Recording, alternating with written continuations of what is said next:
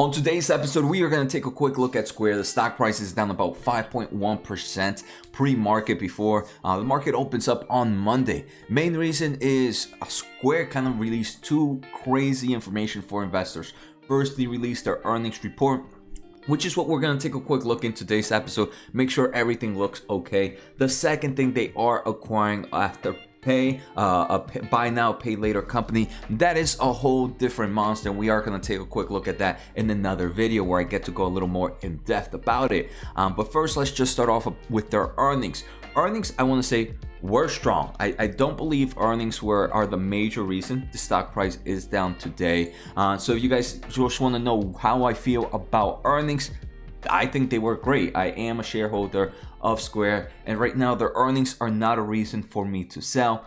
So Square right now, like I mentioned, down 5% pre-market, sitting at $234.90. I am curious how this is going to open up, but let's just start off with the overall earnings. First, financials, right? Square is a company most investors, I think, should take a look instead of revenue growth, gross profit growth, right? Revenue growth is something that could be very, very crazy, especially because a good portion comes from cryptocurrency, right? So I think gross profit is a better metric to look at this company. We can see $1.14 billion of gross profit. That's up 91% compared to the same time last year. And we can see it's overall just a nice trending upwards. So Square is, in my opinion, a great play for either a COVID or a closed economy and an open economy. Adjusted EBITDA was $360 million. And again, that was up year over year. Same time last year was actually a loss, and it's actually up quarter over quarter. Cash App gross profit was $546 million, up 94%. So Cash App is still a huge growth monster for this company. I think a lot of investors were kind of worried that, hey, maybe as people were going back to the office, maybe a lot of people were going to do less investing and stuff. So their Cash App gross profit would have decreased, but remember, their Cash App also works really well with their seller growth ecosystem. Their seller gross profit was up 85% compared to the same time last year, and both Cash App and the seller gross profit were up year over year, and we're also up quarter over quarter. So financials, this was another strong quarter for Square. So me personally, just this alone shows me how strong the company is. Next, let's just take a quick look at their Cash App ecosystem. But before we go there, guys, let's take a quick listen to today's sponsor. I want to thank The Motley Fool for sponsoring this video. The Motley Fool is a company that provides investing insight and stock recommendations for investors of all skill sets and risk levels.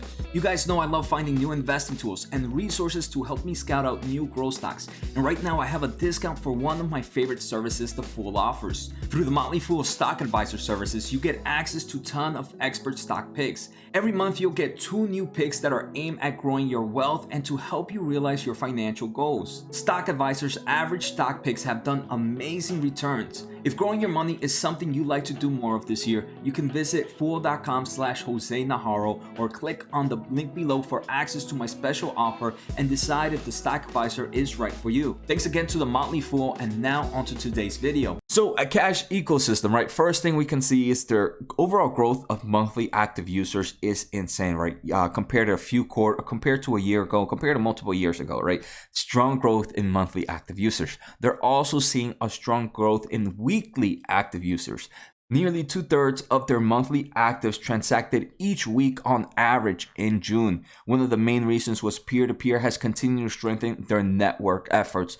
One way that Cash App is trying to increase this ecosystem is just through brand awareness, and that is with partnerships with a lot of celebrities. I think they've done stuff with Miley Cyrus, they mentioned here, with Megan Thee Stallion, and just overall bringing brand awareness to this company. Another thing, they are kind of creating their own custom design wearables that are also increasing the brand awareness. They believe that these initiatives will help further establish Cash App as a culturally relevant brand. So this is what they're trying to make, right? They're trying to make Cash App pretty much a verb, right? You have so many verb companies out there. For example, if you're trying to stream right now, stream and chill, who do you think of? If you're trying to call someone on a video conference, who do you think of? So when you want to think about doing something like in the fintech business, this Cash App and Square want to be that verb in that census, and that's what they're really trying to do.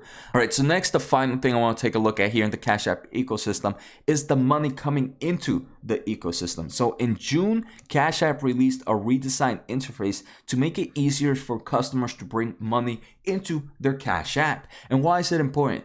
This is important because growth in inflows to their ecosystem, right? So the more money coming into their platform or to their apps has continued to be the primary driver of their gross profit growth.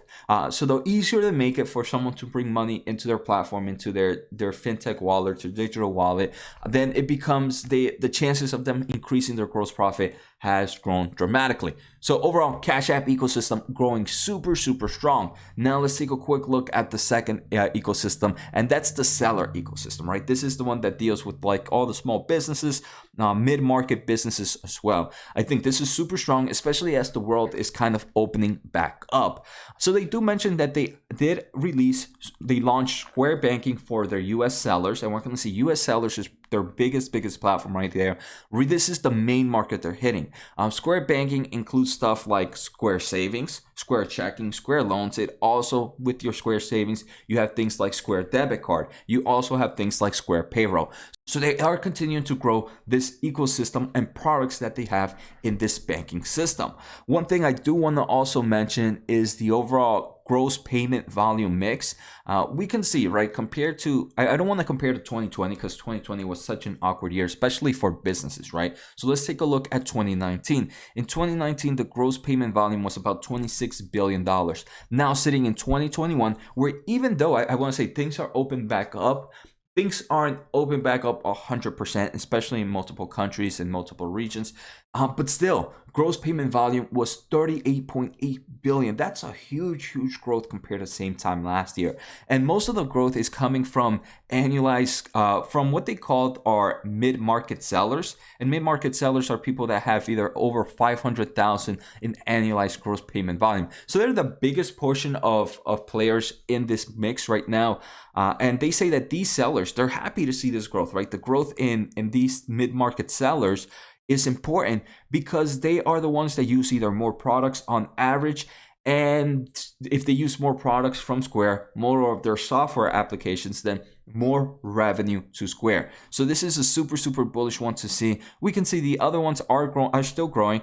So remember, Square offers a lot of softwares for businesses, point of sales, Square for restaurants, Square Online, invoices. They also have stuff like loyalty programs to keep retention in your application or in your business. So overall, Square is still growing, and we're happy to see that mid-market seller grow dramatically compared to 2 years ago. Now I want to kind of take a look at guidance and future growth. So this is a company that's trying to expand globally. Again, very bullish. Everything I'm looking right now is bullish. So I do want to say the main reason the stock price is down today is going to have to be due to the acquisition. And remember, we are going to take a quick look at that in another video. So don't forget to hit the subscribe button so you guys get an update when that comes out.